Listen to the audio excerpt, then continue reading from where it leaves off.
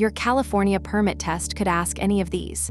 20 real questions from the official handbook, answers explained one by one. Count your correct answers as we go. Here comes question 1. Question 1. U-turns are illegal in California when A. A no U-turn sign is posted. B. You need to check for oncoming traffic. C. You are in a residential area. D. You cannot complete them in one motion.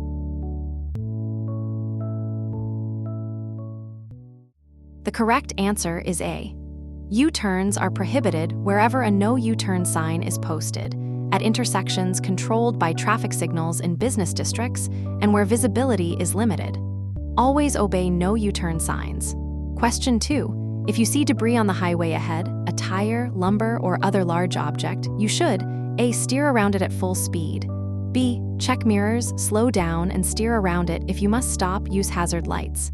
C. Drive over it if the object seems small enough. D. Brake hard and stop in the travel lane.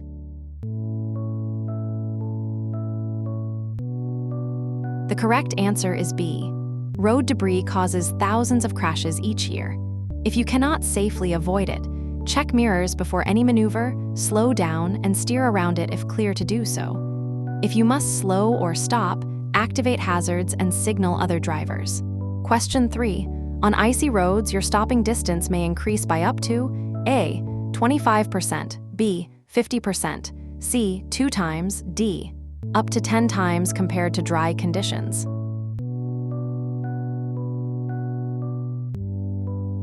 The correct answer is D. On ice, stopping distance can increase by up to 10 times compared to dry pavement. At 30 mph on ice, a vehicle may take 300 plus feet to stop, the same distance it would take at 100 mph on dry pavement. Question 4. In a work zone, what does an orange sign showing a flagger symbol, a person holding a paddle sign mean? A. Workers are on a scheduled break.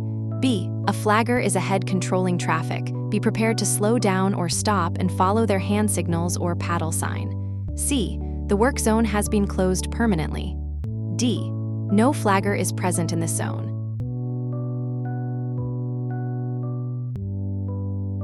The correct answer is B. The flagger symbol sign warns drivers that a worker ahead is directing traffic and that they must be ready to slow, stop, or proceed according to that flagger's signals or paddle sign. Question 5. A pedestrian starts crossing on a walk signal, but the signal changes to don't walk while they are still in the crosswalk. You must A. Turn around the pedestrian if possible. B. Proceed through the crosswalk since the signal changed. C. Honk to encourage the pedestrian to move faster. D. Wait for the pedestrian to complete crossing.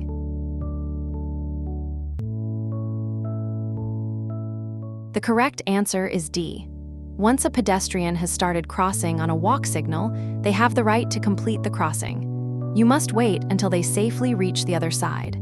Question 6. What is the work zone buffer zone? A. The area where workers store equipment overnight. B. The area between the last warning sign and the beginning of the work area that provides transition space. You must slow down and prepare to stop in this area. C. The minimum distance workers must stand from active traffic lanes. D. The area where the speed limit reduction starts.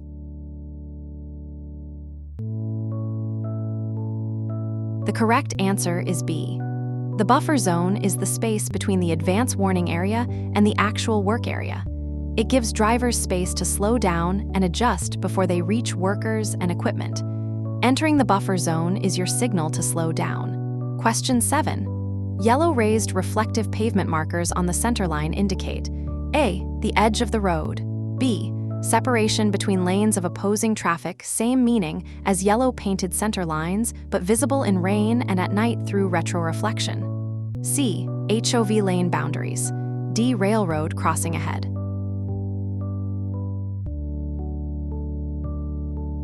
The correct answer is B. Yellow raised pavement markers on the center line indicate the boundary between opposing traffic lanes, same meaning as yellow painted center lines, but highly visible in rain and at night. Question 8. Orange-colored signs indicate A. School zones, B. Recreational areas, C. Railroad crossings, D. Construction zones.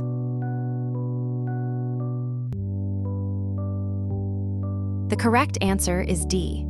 Orange signs warn about construction or maintenance work zones. Slow down, watch for workers and equipment, and be ready for changing lane patterns. Question 9. At an intersection with a stop sign, after stopping, you may proceed when A. 3 seconds have passed. B. You can clearly see that it is safe, cross traffic has cleared and pedestrians have crossed. C. Another driver waves you through. D. Your passenger confirms it is clear.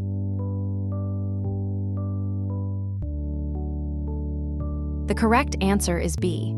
After a complete stop at a stop sign, proceed only when the intersection is clear of vehicles and pedestrians, and it is safe to do so, not after a set number of seconds. Question 10. What action does this regulatory sign require? A. The road ahead narrows to one lane. B. The divided highway ends. C. A highway divided by a median or barrier begins ahead. D. Merge left immediately.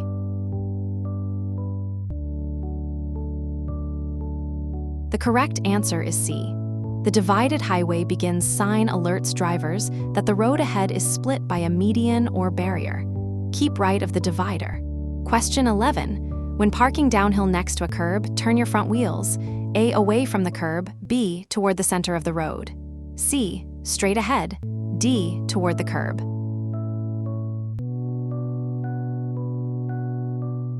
The correct answer is D. When parked downhill, turn the wheels toward the curb so the vehicle rolls into the curb rather than into traffic if brakes fail. Question 12. What does maintaining a buffer zone on all sides of your vehicle mean? A. Only necessary when driving near large trucks. B.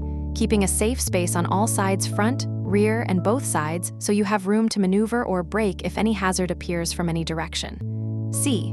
Only required on highways. D. Maintaining exactly one car length on each side at all times.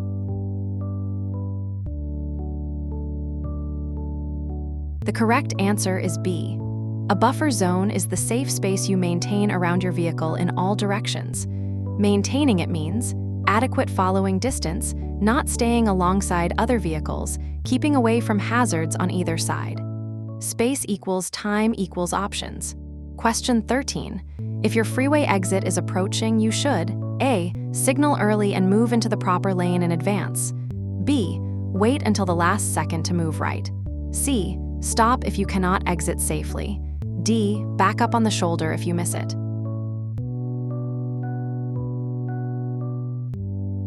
The correct answer is A. Plan freeway exits early. Signal and move to the proper lane with enough time so you do not make sudden lane changes. Question 14. Which of the following contributes most to crash severity? A. Driver age. B. Speed. Higher speed dramatically increases both crash likelihood and injury severity. C. Time of day. D. Vehicle size.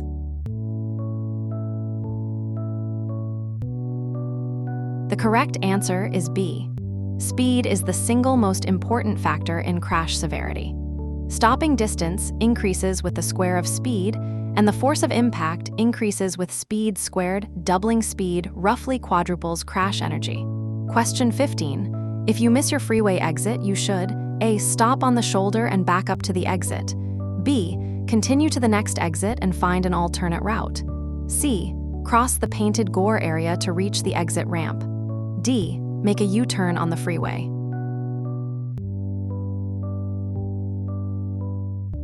The correct answer is B.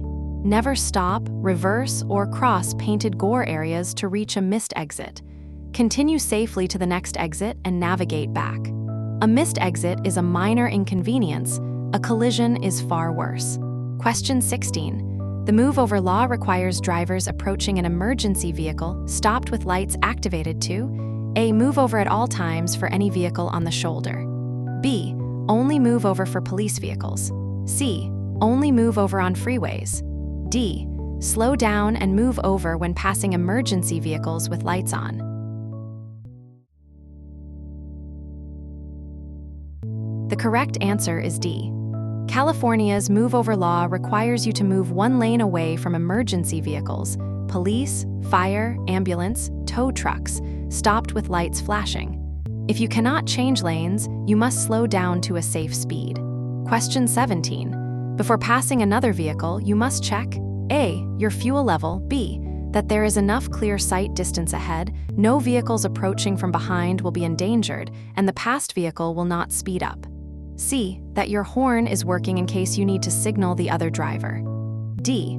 Only that the oncoming lane is clear.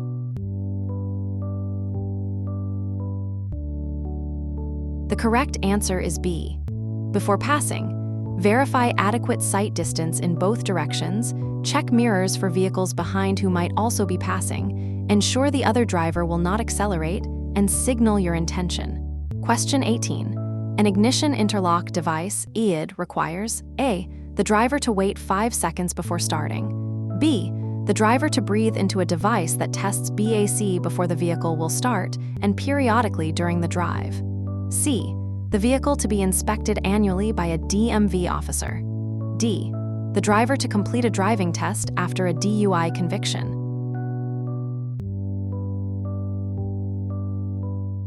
The correct answer is B.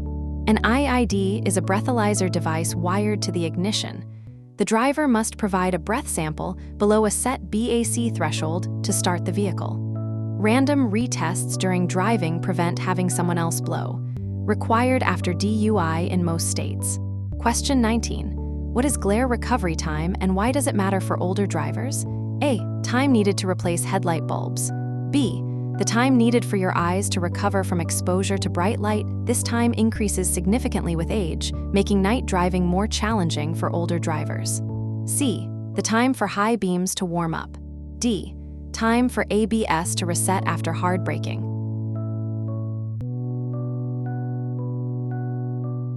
The correct answer is B. Glare recovery time increases from about 3 seconds at age 16 to over 9 seconds at age 55. Older drivers are effectively blind for longer after meeting oncoming high beams, a critical safety concern. Question 20. When driving near a bicyclist, you should give them a minimum clearance of A. 1 foot, B. 3 feet. Most states require this as the minimum. C. 6 feet, D. 10 feet.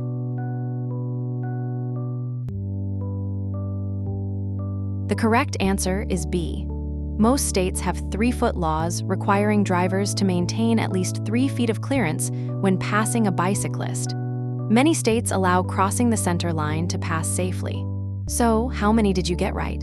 Keep practicing with thousands of free California questions on DMV Prep. Grab it at dmvprep.org/app or search DMV Prep on the App Store. See you in the next part.